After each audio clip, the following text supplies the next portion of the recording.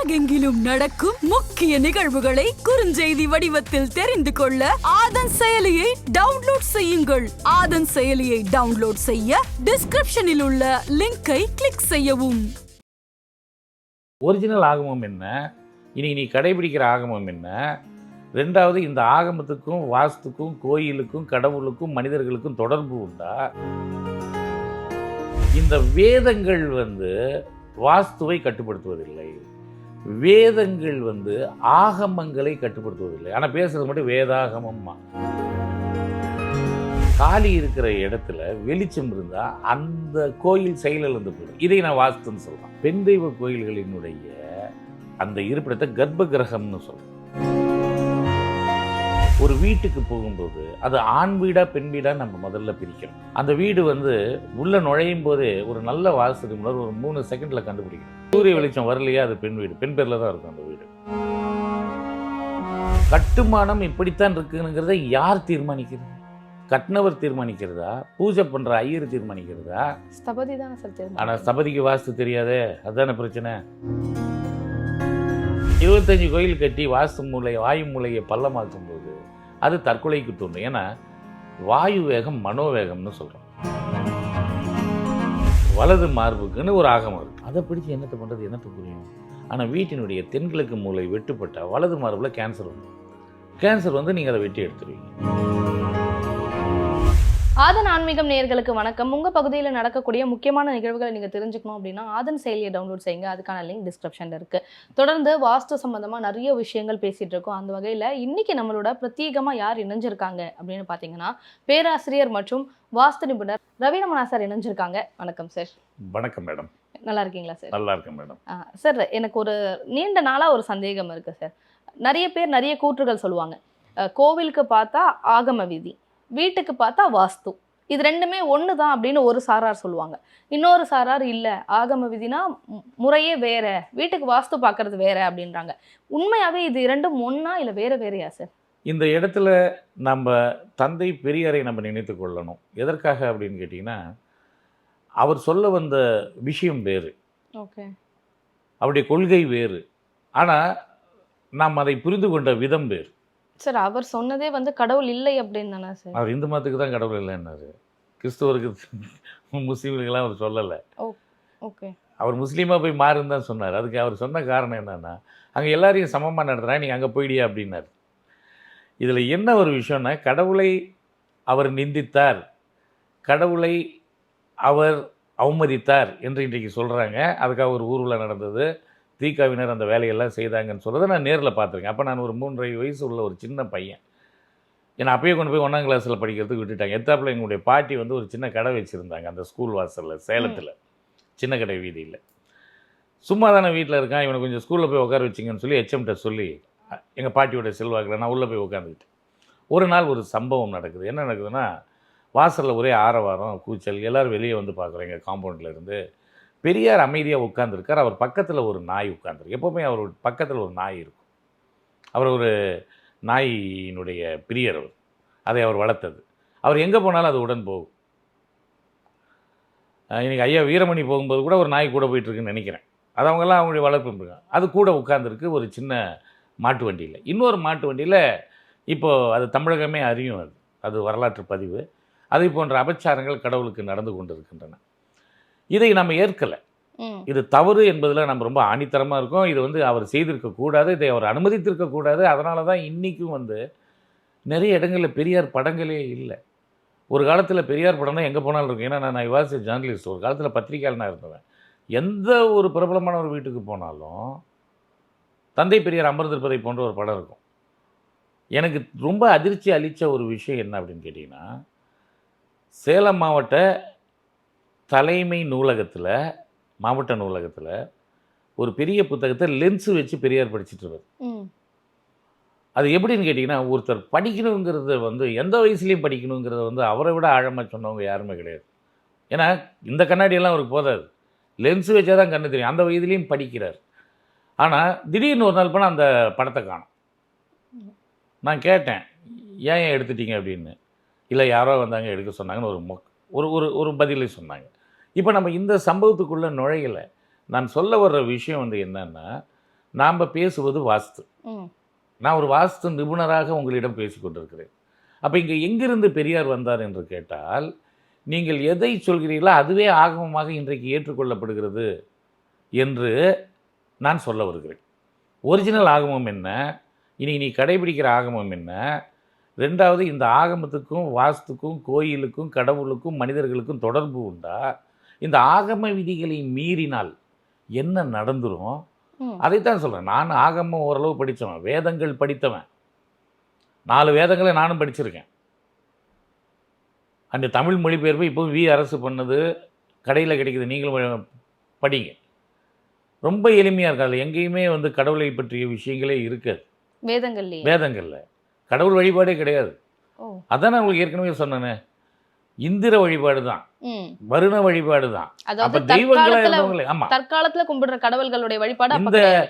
கருமாரி கந்தசாமி எல்லாம் கிடையவே கிடையாது. நீங்கள் மகாவிஷ்ணுவே பின்னால் தான் வர்றாரு.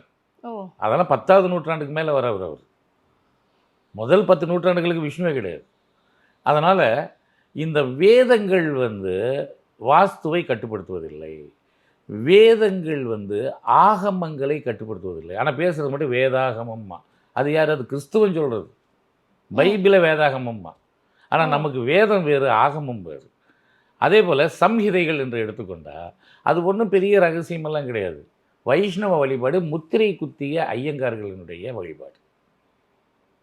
ஒருத்தர் முத்திரை குத்தும்போது திருமாலின் 1000 நாமங்கள், ம். கிருஷ்ணனுக்கு 1000 பேர் இருக்குது, அதில் ஒரு பேர் அவர் வச்சுப்பார். பெண்களுக்கும் முத்திரை குத்துப்பாங்க, அதில் அவங்க என்னென்னா லக்ஷ்மியினுடைய பல நாமங்கள் இருக்குது, அதை ஒன்று சூடிக்கொள்வார்கள். இதுக்கும் வாஸ்துக்கு என்ன சம்பந்தம் இருக்குது? அதேமாதிரி சாக்தம் என்றாலே இங்கே என்ன ஆகிப்போச்சுன்னா அது ஒரு சூனியம் மாதிரி ஆகிப்போச்சு. அதுதான் தந்திரம், ம். மந்திரம், தந்திரம், மாந்திரிகம், தாந்திரிகம்னாலே பயம் தானே சார் வருது. அங்கே அம்மன் வந்துடுறாங்க இல்லை, காளி வந்துடுறா இல்லை. காளினாவே கருப்பு. ம். காளி என்று சொன்னாலே கருப்பு தான். அந்த வார்த்தையினுடைய அர்த்தம். கருப்பு என்ற வார்த்தையினுடைய வடமொழி தான் காளி. ஓ. காலா என்றாலும் கருப்பு தான், காளி என்றாலும் கருப்பு தான். அப்போது காளி இருக்கிற இடத்துல வெளிச்சம் இருந்தால் அந்த கோயில் செயலிழந்து போயிடும். இதை நான் வாஸ்துன்னு சொல்கிறேன். அப்ப எந்த காளி கோவில்கள்லயும் வெளிச்சம் இருக்காது, இருக்கக்கூடாது. அதனால தான் அவங்க என்ன பண்ணுவாங்க, பெண் தெய்வ கோயில்களினுடைய அந்த இருப்பிடத்தை கர்ப்ப கிரகம்னு சொல்கிறோம். கர்ப்பத்தில் எங்கே போய் வெளிச்சம் இருக்கும்? ம். கிரகம் என்பது என்னன்னா வீடு, அதான் கிரக பிரவேசம். ஆமா. பூமிங்கிறது ஒரு கிரகம், அந்த கிரகத்தில் நம்மளாம் வாழ்ந்துட்டு இருக்கோம். அப்போ வீடு என்பது ஒரு கிரகம், பிளானெட்டு தான், அது சின்ன குட்டி பிளானெட். அதுபோல் அந்த சாமி இருக்கிற இடமும் ஒரு பிளானெட்டு. அந்த பிளானெட்டில் ஒரு சோடியம் பேப்பர் லைட்டை போட்டு ஒரு எல்இடி போட்டு வச்சுருக்கேன்னா அதெல்லாம் கிடையாது. ஒரு குத்து விளக்குலையோ கற்பூர ஒளியிலையோ நீ அந்த அம்மனுடைய முகத்தை பார்க்கலாம். அதில் உனக்கு மூக்குத்தி தெரியலாம், உன் அதிர்ஷ்டம், நெற்றினுடைய ஒரு இது தெரியலாம், கழுத்தில் இருக்கிற மணி மாலைகள் தெரியலாம். அது உன்னோட அதிர்ஷ்டம், உன் கண் பார்வையை பொறுத்த விஷயம். முழுமையான காலியை முற்றிலுமே பார்க்கறது முடியாது. ஏனென்றால் அந்த இருட்டு உருவாக்கப்பட்டது. ம். ஏன் உருவாக்கப்பட்டதுன்னா சூரியனுக்கு எதிரானது கருப்பு, காளி என்றாலே கருப்புன்னு சொன்னோம். அப்போ அங்கே வெளுப்பு இருக்குமா? இருக்கு. அதனால் காளி கோயிலுக்கு முன்னால் மகாமண்டபம்னு ஒன்று கட்டுவாங்க. அந்த மகாமண்டபம் 16லேருந்து 22 அடி 32 அடி நீளமாக இருக்கும்போது எப்படி சூரியன் உள்ளே வருவான்? உங்களுக்கே தெரியும், சில மாதங்களில் சூரிய ஒளி சிவலிங்கத்தின் மீது விழுகிறது என்று. சரி, அது அம்மையின் மீது விழ வேண்டியது தானே, ஏன் அப்பாவின் மீது விழுகிறது? லிங்கத்தின் மீது விழுவது பக்கத்தில் இருக்கிற அந்த அம்மா மேலே விழ வேண்டியது தானே, விழாது. எனக்கு நீண்ட நாளா இந்த சந்தேகம் இருக்கு சார். எல்லா கோவில்லையுமே குறிப்பிட்ட காலங்களில் சிவன் மீது லிங்கத்தின் மீது ஒளி விழுதுன்னு கேள்விப்பட்டிருக்கேன். ஆனால் எங்கேயுமே அம்பாள் மீது ஒளி விழுதுன்னு நான் கேள்விப்பட்டதில்லை. எனக்குமே இந்த சந்தேகம் இருந்தது, இப்போதான். ஆமாம், ஏனென்றால் சூரியன் ஒரு ஆண், இந்த காளி ஆணுக்கு எதிரானவள். அதனால தான் அவளுக்கு காலுக்கு கீழே ஒரு ராட்சசன் கிடப்பான், வீசிட்டு இருப்பாள். ஆனால் ரொம்ப சிம்பிளாக சொல்கிறது அப்படின்னா ஒரு சிங்கத்தின் மீது அவர் இருப்பாள். சிங்கம் என்பது, சிம்மம் என்பது ஆண், அடக்கி ஆண்டு அதை வாகனமாக வைத்திருப்பாள். அது வாஸ்து. அதனால தான் ஒரு வீட்டுக்கு போகும்போது அது ஆண் வீடா பெண் வீடா நம்ம முதல்ல பிரிக்கிறோம். ஓகே. அந்த வீடு உள்ளே நுழையும் போதே ஒரு நல்ல வாஸ்து நிபுணர் ஒரு 3 செகண்டில் கண்டுபிடிக்கணும் அது ஆண் வீடா பெண் வீடான்னு. சூரிய வெளிச்சம் வரலையா அது பெண் வீடு, பெண் பேரில் தான் இருக்கும் அந்த வீடு. ஓகே. சூரிய வெளிச்சம் பள்ளின்னு உள்ள வரல போதா கிழக்கு திசையில் இருந்தால் அது ஆண் வீடு. ஓ. அதே மாதிரி கிழக்கு திசையில் இருந்து நீங்கள் மேற்கு திசைக்கு போகும்போது மேலே ஏறிக்கிட்டே போனால் அது ஆண் வீடு. ஆனால் மேற்கு திசையிலேருந்து கிழக்கு திசை போகும்போது மேலே ஏறிட்டே போனதுன்னா அது பெண் வீடு. இதெல்லாம் நான் கண்டுபிடிச்சது. இது வேதங்களிலும் இல்லை, எதுலேயும் இல்லை. ஆனால் இது கோயில்களில் நான் பார்த்துருக்கிறேன். ஓகே. இப்போ உதாரணமாக வந்து பார்த்திங்கன்னா, எந்த பெண் தெய்வ கோயில் போங்க, உங்களுக்கு தெரிஞ்ச பல ஊர்களுக்கு நீங்கள் சின்ன வயசுலேருந்து பயணம் பண்ணியிருப்பீங்க. அந்த ஊரில் வந்து அந்த ஊருக்கே உண்டான ஒரு மாரியம்மன் கோயில் இருக்கும், செல்லியம்மன் கோயில் இருக்கும், பொன்னியம்மன் கோயில் இருக்கும் இல்லையா? எல்லா கோயில்லையும் பார்த்தீங்கன்னா கிழக்கு பகுதி மேடாக இருக்கும், வடக்கு பகுதி மேடாக இருக்கும். நீங்கள் கீழே இறங்கி போய் தான் தரிசனம் பண்ணுவீங்க. ஆமாம் சார். ஏன்? இதுவும் ஒரு வாஸ்து தானே. இப்படி தான் கற்றுக்கணும் எல்லாத்தையும். ஓகே. நீங்கள் முற்றிலும் தெரிந்து கொண்டவன் எதையும் வெளியே சொல்ல மாட்டான். இப்போ எனக்கு ஒன்றும் தெரியாது, அதனால இவ்வளோ பேசுகிறேன். நிறைய தெரிஞ்சுட்டு நான் பேசாமல் வீட்டில் போய் உட்காந்துருவேன். ஏன்னா கண்டவர் விண்டிலர்னு சொல்கிறது காரணம் தான். எல்லாம் தெரிஞ்சவனுக்கு பேச்சே வராது. அது மாதிரி தான் இந்த கடவுளை பற்றி நிறைய பேசுனா அவனுக்கும் கடவுளுக்கும் சம்மந்தமே இல்லைன்னு அர்த்தம். இந்த பெரும்பாலான ஆன்மீக பேச்சாளர்கள் பேசுகிறத நான் கேட்காம இருக்கிறதுக்கு காரணம், நீங்கள் கேட்காம இருக்கிறதுக்கு காரணம், அது உங்களுக்கு பிடிக்காம இல்லை. இவர் நேரில் பார்த்த மாதிரி பேசுகிறார்ல, அதனால் வர்ற கோபம் தான். ஏன்னா இதெல்லாம் புனையப்பட்ட கதைகளாக, ஒரிஜினல் கதைகளாக, இதுக்கு என்ன லாஜிக் இருக்குன்னு நீங்கள் பார்க்கும்போது தான் மீண்டும் மீண்டும் மீண்டும் மீண்டும் நம்ம என்னத்துக்கு வரோம். சிவா விஷ்ணு கோயில்னு ஒன்று கட்டி வச்சுக்கிட்டு அப்புறம் சார் நீ வந்து தைரியமாக கும்பாபிஷேகம் பண்ணுற. டி நகரில் ஒரு கோயில் இருக்குது. சிவனி விஷ்ணுவையும் ஆகம விதிப்படி இணைக்கவே முடியாது. எப்படி முடியும்? இது வைணவம், இது சைவம். நீ ரெண்டையும் எப்படி இன்டர்லிங்க் பண்ணுற? என்ன இன்டர்லூடக்குள்ள இருக்குது? அதே போல் ஒரு கோயிலில் கட்டுமானம் இப்படித்தான் இருக்குங்கிறத யார் தீர்மானிக்கிறது? கட்டினவர் தீர்மானிக்கிறதா, பூஜை பண்ணுற ஐயர் தீர்மானிக்கிறதா, இல்லை அந்த வாட்ச்மேன் தீர்மானிக்கிறதா, இல்லை ஸ்தபதி தீர்மானிக்கிறதா? ஸ்தபதி தானே சார் தீர்மானிக்கிறது. ஆனால் ஸ்தபதிக்கு வாஸ்து தெரியாதே, அதுதானே பிரச்சனை. சார் சபதிக்கு வாஸ்து தெரியாமல் எப்படி சார் இருக்கும்? கணபதி சபதிக்கே தெரியாத போது அது கீழே இருக்கிற 58 சபதிக்கு தெரிஞ்சிருமா என்ன? கணபதி சபதிக்கே வாஸ்து தெரியாது. அவர் வாஸ்துங்கிற பேரில் எதையோ எழுதிக்கிட்டு எதையோ சொல்லிக்கிட்டு காலம் கழித்து விட்டு போய்விட்டார். கோயிலில் இருக்கிற ஆகம விதி, ஸ்தபதி, இந்த மாதிரி விஷயங்கள் இதை பற்றியெல்லாம் ஆராய்ச்சி பண்ணுங்கன்னு விட்டால், கணபதி ஸ்தபதி வந்து என்ன சொல்கிறாரு? நம்முடைய திருச்செந்தூர் கோயில் ஆகம விதிப்படி இல்லை. சரிங்க. அப்புறம் சிதம்பரம் கோயில் ஆகம விதிப்படி இல்லை. சரி, எதுங்க ஆகமன்னு சொல்லுங்கன்னா அதை சொல்ல மாட்டேங்குது. அப்போ கோவில் ஏன்னு ஆகமம் கிடையாது. சிதம்பரத்தில் ஒரு நாட்டியாஞ்சலி நடக்கும். ஏன்? அவன் விரிசடை குழலோன்னு நீங்கள் சொல்கிறீங்க. அவருடைய முடி ஆண்டனா மாதிரி பறக்கும்.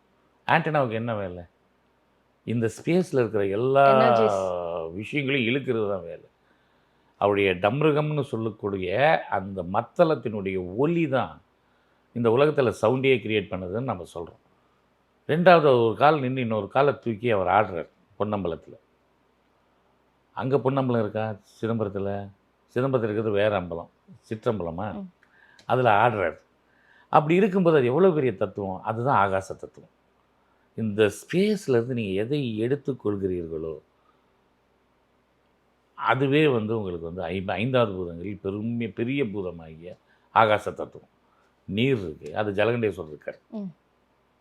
நெருப்பு இருக்குது, திருவண்ணாமலை இருக்கார். மண் இருக்குது, தியாகேஸ்வரர் இருக்கார். இந்த பக்கம் பார்த்தா ஏகாம்பரநாதர் இருக்கார். அப்புறம் இன்னொருத்தர் குறையிறாரு, ஆகாயத்துக்கு நடராஜர் இருக்கார். அதுதான் அவர் ஆகாயத்துக்கு. இன்னொருத்தர் வந்து வாயு, காளகஸ்தி. அப்போ நம்ம முன்னோர்கள் எவ்வளோ அழகாக திட்டமிட்டு பர்ஃபெக்ஷன் பண்ணி வச்சுருக்காங்க. அப்போது இதை எப்படி வந்து ஒரு கோயிலுக்கு பயன்படுத்துவதுங்கிற அந்த ஒழுங்குமுறைகள் அன்றைக்கு இருந்தன, அதை செய்தார்கள். இப்போ உதாரணமாக ஒரு நந்தி அப்படிங்கிற ஒரு விஷயம் இருக்குது இல்லையா? நந்திங்கிற ஒரு விஷயம், அது வந்து என்னன்னு கேட்டிங்கன்னா 4 கால் பிராணி. அந்த 4 கால் பிராணியை தான் நம்ம இன்றைக்கி வந்து இந்த பக்கம் லேடிஸாக பார்த்தா கோமாதாங்கிறீங்க, ஜென்ஸாக பார்த்தா நந்தீஸ்வரராக பார்க்குறீங்க. அந்த நந்தியினுடைய, அது நந்தி இல்லை, அது வந்து அதுக்கு பேர் வந்து என்னன்னு கேட்டிங்கன்னா, நந்திங்கிறது வந்து ஒரு நந்தின்னு கூட சொல்லிங்க.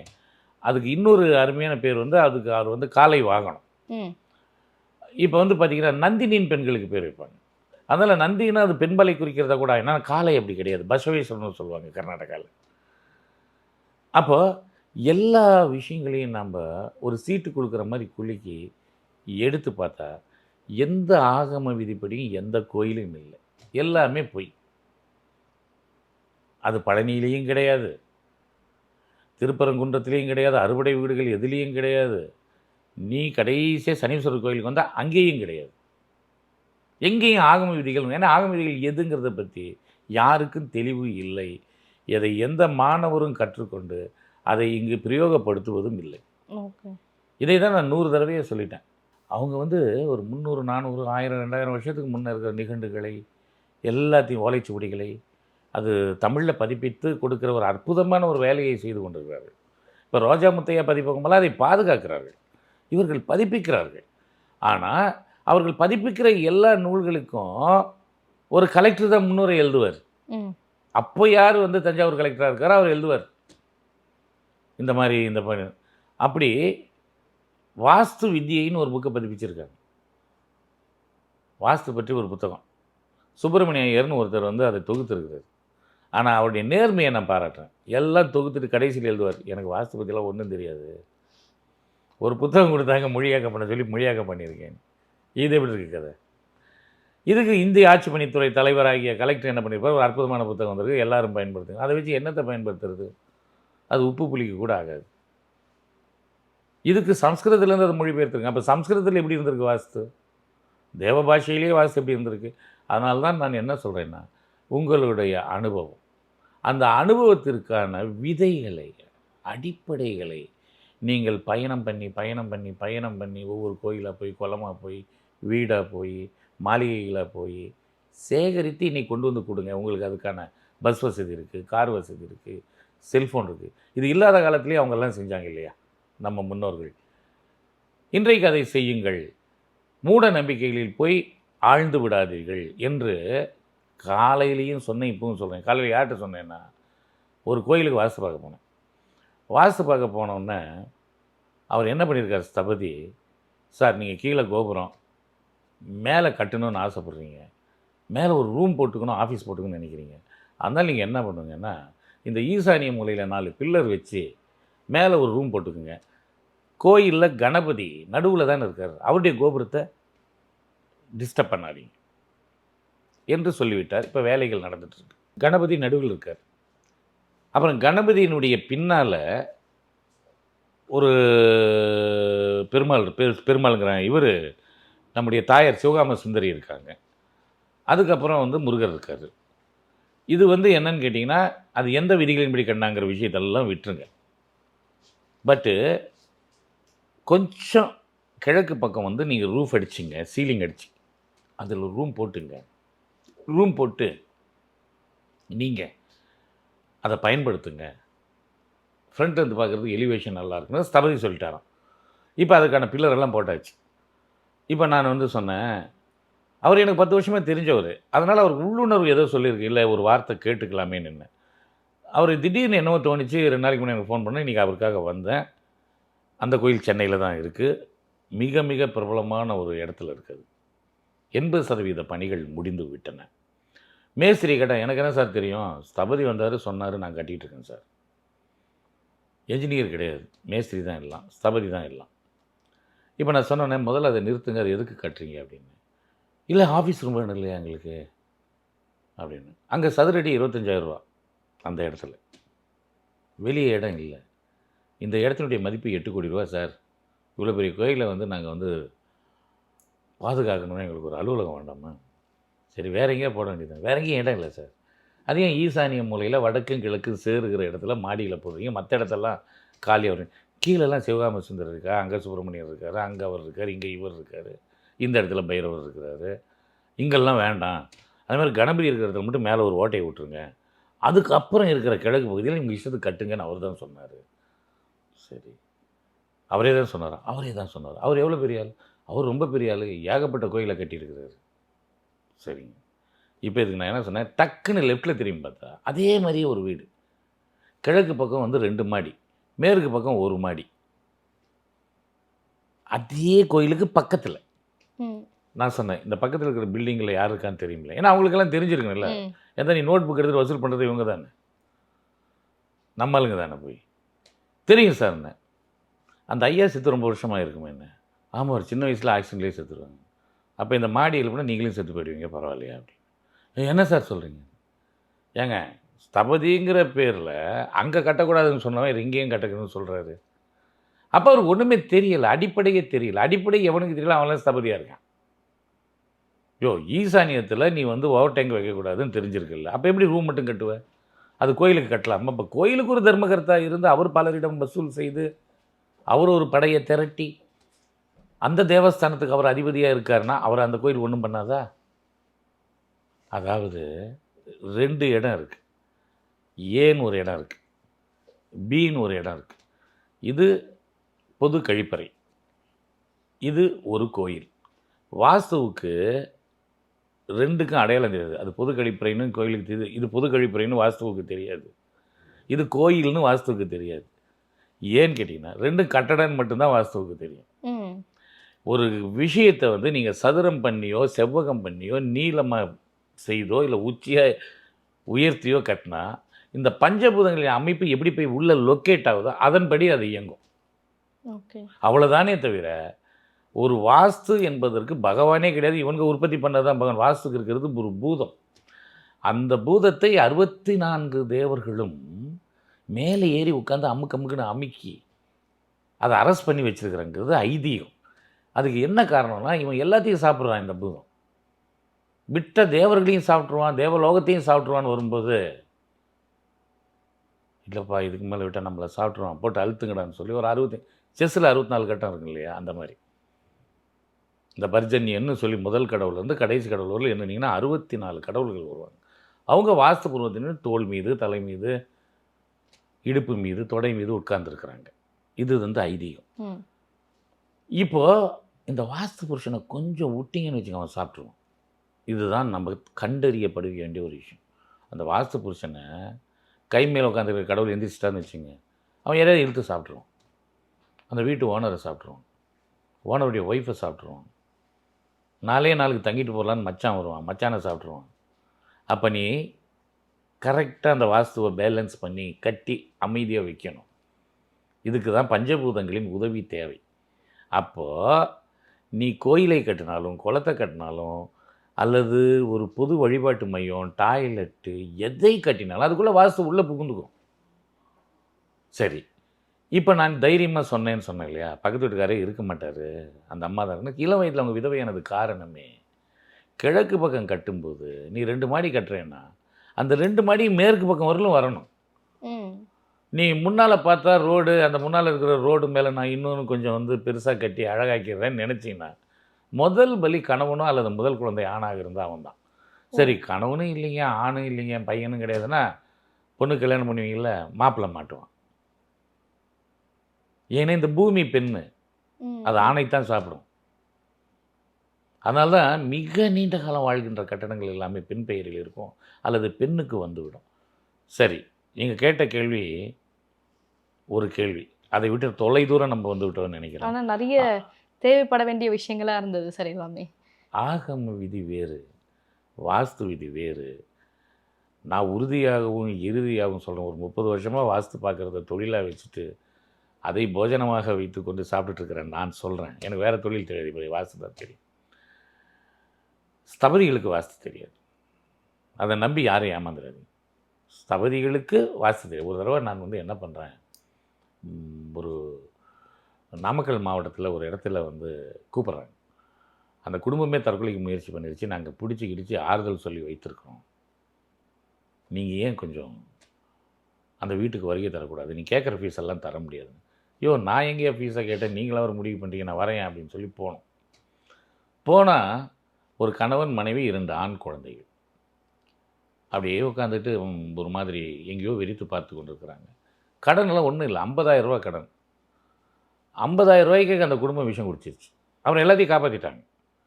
அந்த வீட்டினுடைய வாயு மூலைக்கு நான் போய் பார்க்குறேன், வடமேற்கு வாயு மூலை. அது ஒரு டாய்லெட் ஏரியா, அது 2 அடி பள்ளமாக இருக்குது. எங்கேயாவது 2 அடி பள்ளமாக டாய்லெட் இருக்குமான்னு கேட்டால் இல்லைங்க, பின்னாலேயே வந்து புறம்போக்கு போகுதுங்க ஓட, அதனால் எதுக்கு பைப்பு வைக்கணும்னு சொல்லி நானே 2 அடி இறங்கி போய் குளிக்கிற மாதிரி வச்சுட்டேன்னாரு. யார்? அந்த வீட்டு ஓனர். நீங்களே வச்சுதானே? நானே வச்சதுன்னாரு. நீங்கள் என்ன பண்ணுறீங்க? நான் ஸ்தபதியாக இருக்கிறேன்னாரு. ஸ்தபதியாக இருக்கீங்க? ஆமாங்க, இப்போ நீங்கள் வரும்போது கூட ஒரு மாரியம்மன் கோயில் பார்த்தீங்களா, அதை நான் தான் கட்டினேன். அந்த சுப்பிரமணியர் கோயில் நான் தான் கட்டினேன். நான் ஒரு 25 கோயில் கட்டியிருக்கேன் சார்னாரு. நீ 25 கோயில் கட்டி வாயு மூலையை பள்ளமாக்கும்போது அது தற்கொலைக்கு தூண்டும். ஏன்னா வாயு வேகம் மனோவேகம்னு சொல்கிறோம். நீ அதை பள்ளம் பண்ண உன்னுடைய மனதின் வேகம், மனதின் திண்மை, அழுத்தம் எல்லாமே குறைந்து விடும். சட்டுன்னு நீ என்ன பண்ணணும், ஒரு 50,000 ரூபாய்க்காக தற்கொலை பண்ணிக்க வேண்டியதாயிடும். அது நீ மட்டும் செத்தா பரவாயில்ல, கூட்டத்தை வேறு சேர்த்துக்கிறாரு இவர், மனைவி, பசங்க எல்லாத்தையும். அப்போது தற்கொலை எண்ணங்களை தடுக்கிறதுக்கு நீங்கள் கோயிலுக்கு போக வேண்டியதாக வீட்டை வாசு பண்ணணும். வீட்டை தான் வாசு பார்க்கணும். கோயிலுக்கு போகிறதா தற்கொலை. ஏன்னா அங்கே இருக்கிற பூசாரிங்களே நிறைய பேர் தற்கொலை பண்ணி அவன் வீட்டுக்கு நம்ம போயிட்டுருக்கோம். சரி, என் பொண்ணு புருஷனோட தான் வாழ மாட்டேன்னு வந்துட்டா, கோயிலுக்கு போகிறேன்னா பூசாரி வீட்டுக்கு போ, அவர் வீட்லேயும் அவர் பொண்ணு வந்துட்டா. நான் ஒரு தடவை குச்சனூர் போயிருந்தேன். அது ஒரு பூசாரி ரொம்ப வேகமாக இயங்கிட்டு இருந்தார். அது சரஸ்வதி கோயில். அங்கே ஸ்லேட்டு புக்ஸ் எல்லாம் விற்றுட்டு இருப்பாங்க வெளியே. அதை நீங்கள் வாங்கி அந்த கோயிலுக்கு தானமாக கொடுக்கலாம். அது ஏழை குழந்தைங்களுக்கு அவங்க கொடுப்பாங்க. எனக்கு சரஸ்வதி இல்லையா. அங்கே இருந்த ஐயரை கேட்டேன், எவ்வளோ படிச்சிருக்கீங்கன்னு. நான் எங்கெங்கே படித்தேன், 6வதோடு நின்றுட்டேன் அப்படின்னு. சரஸ்வதி பூஜை பண்ணுறவரை 6வது தான் படிச்சிருக்காரு. இதுதான் உண்மையும் கூட. அதாவது இந்த கணபதி ஸ்தபதி, இன்னும் நிறைய ஸ்தபதிகள்லாம் இருக்காங்க. அவங்க யாருக்கும் வாஸ்து தெரியாது. வாஸ்துங்கிறது வேறு, கோயில் வாஸ்து வேறு. கோயில் வாஸ்து வேறு, நம்முடைய வீட்டு வாஸ்து வேறுன்னு நான் சொல்கிறதுக்கு ஒரு காரணம், ஒரு கோயில் பலர் வந்து போகக்கூடிய இடம், அது பேலன்ஸ் ஆகிடும். ஆனால் ஒரு வீடு அப்படி இல்லை, நிரந்தரமாக நம்ம இருக்கக்கூடிய இல்லை, குறிப்பிட்ட மனிதர்கள் மட்டுமே வாழும் இடம். அப்போ என்ன ஆகும், பேலன்ஸ் ஆகாது. இப்போ உதாரணமாக ஒரு பெண்ணுக்கு உண்டான ஏரியாவை நீங்கள் கட் பண்ணிட்டீங்கன்னு வச்சிங்களேன், வாஸ்துவில் அது இருக்குது, அந்த ஓனருடைய பெண் குழந்தை பாதிக்கப்படும். இப்போ உதாரணமாக 28 ஆகமங்களில் வலது மார்புக்குன்னு ஒரு ஆகமம் இருக்குது. அதை பிடிச்சி என்னத்தை பண்ணுறது, என்னத்தை புரியும். ஆனால் வீட்டினுடைய தென்கிழக்கு மூலை வெட்டுப்பட்டால் வலது மார்பில் கேன்சர் வந்துடும். கேன்சர் நீங்கள் அதை வெட்டி எடுத்துருவீங்க. ஓகே, இதைத்தான் நான் சொல்லேன். ஐயோ, நீ அந்த ஆகமத்தையும் இந்த ஆகமத்தையும் நீ சிங்க் பண்ணி பார்க்குற அளவுக்கு ஒன்று படிப்பறிவு வேணும், ஆராய்ச்சி அறிவு வேணும். அதனால தான் சொல்கிறேன், இங்கே எல்லாமே பார்த்திங்கன்னா இந்தியாவில் பெரிய வாஸ்து சொல்கிறவன், இந்த பூஜை பொருள் விற்கிறவன், அதே மாதிரி பெரிய பெரிய சாமியாருங்க, இவங்க எல்லாமே தமிழர்களாக தான் இருப்பாங்க. ஏன்னா நீங்கள் இந்த பூச்சிகளுக்கு மருந்து அடிக்கும்போது நிறைய அடிச்சிட்டிங்கன்னு வச்சுங்க, அது என்ன ஆகிடும், அந்த மருந்தை எதிர்க்கக்கூடிய சக்தி அதுக்கு வந்துடும். அப்போ கடவுள் இல்லைங்கிற விஷயத்தை நாம் தான் முதல்ல ஆரம்பித்தது தமிழ்நாட்டில். மூடப்பழக்கங்களை எதிராக நாம் தான் எல்லாத்தையுமே செய்தது. இந்தியாவில் வேறு யாரும் இதை முன்னெடுக்கலை, பெரியார் தான் முன்னெடுத்தார். அப்படி இருக்கும் பொழுது நான் ஒரு தடவை கர்நாடகாவில் போய் கன்னடத்தில் ஒரு மேகசின் ஸ்டார்ட் பண்ணேன் வாஸ்துக்காக. அப்போ அந்த ஓனர் என்கிட்ட சொன்னார், இதில் சில விளம்பரங்கள்லாம் வரும், நீங்கள் கண்டுக்காமல் இருந்தால் இந்த புக்கு வெளியிடுவேன், இல்லைன்னா நான் வெளியிட மாட்டேன்னார். எனக்கு என்ன, வாஸ்து பற்றி சொல்கிறதுக்கு ஒரு வாய்ப்பு கிடைக்குது, நம்மளை ஆசிரியராக போட்டிருக்கார் அவர். சரிங்கன்னு பார்த்தா வாஸ்து பக்கம் ஃபுல்லாக எந்திரங்களாக இருக்குது. வாஸ்துக்கு ஒரு எந்திரம், அதுக்கு எந்திரம், இதுக்கு எந்திரம்னு ஒரு 20 பக்கத்தில் எந்திர விளம்பரங்களாக நிறையா இருக்குது. கோவம் வந்துருச்சு எனக்கு.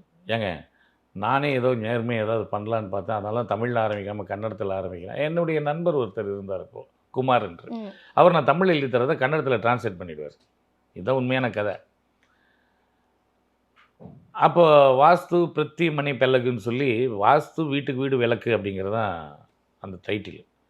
உடனே அவர் கூல் டவுன், இந்த 20 பக்கம் விளம்பரமும் உங்கள் ஆளுங்க கொடுத்தது தான், கர்நாடகத்தில் இருக்கிற எவனும் எந்திரத்தை விற்கலை, உங்கள் ஆளுங்க தான் பிரிண்ட் பண்ணி இங்கே விற்கிறானுங்க பாருங்கள், பேரே போட்டிருக்க மாட்டான், பேரே இருக்காது. இந்த எந்திரம் வாங்கிக்கிங்க, தொலைபேசி எண் வேணும்னா உடனே நாங்கள் அனுப்பி வைக்கிறோம். இப்போ சொல்லக்கூடாது இருந்தாலும் சொல்கிறேன், சமீபத்தில் ஒரு மாலையை வாங்கினா ஒரு 1500 கொடுத்து ஏதோ ஒரு மணி மாலையை வாங்கினா, அந்த கோயிலுக்கு வாஸ்து பார்க்க என்னை கூப்பிட்டாங்க. நான் போய், சொல்லக்கூடாது இது இருந்தாலும் சொல்கிறேன், அந்த நண்பருக்கு, அந்த கோயிலை நடத்துகிறவருக்கு, நீ என்ன வேணால் பண்ணுப்பா, முதல்ல வீட்டை சரி பண்ணுப்பா அப்படின்னு சொல்லி நானே கூட நின்று அவர் வீட்டில் இருக்கிற சில பொருட்களெல்லாம் மாற்றி தூக்கி வெளியே வச்சுட்டு, அவங்க அப்பா அம்மா இருக்கிற வீட்டில் நீ இந்த இடத்துல ஜன்னல் வை, அவருக்கு இங்கே கட்டில் போட்டு நானே மாற்றி கொடுத்துட்டு வந்தேன். என்ன காரணம்னா, கோயிலை கட்டிட்டீங்க, கும்பல் வருது, கடன் ஆகிடுச்சே, அது கட்ட முடியலையே, அது நீங்கள் பார்க்கணும் இல்லையா. இன்வெஸ்ட் பண்ணவருக்கு கடன் ஆயிடுச்சே. அதனால தான் இங்கே மீண்டும் மீண்டும் சொல்கிறேன், இந்த வாஸ்து பற்றிய நிறையா பேருக்குள்ள ஒரு ஐயத்தை நீங்கள் கேட்டீங்க இன்றைக்கி. என்னங்க கோயில் வாஸ்து வீட்டு வாஸ்து ஒன்றா, ஆகம விதி பிடிக்கிற கோயிலில் போனால் நல்லது நடக்குமா? அதெல்லாம் எதுவும் கிடையாது.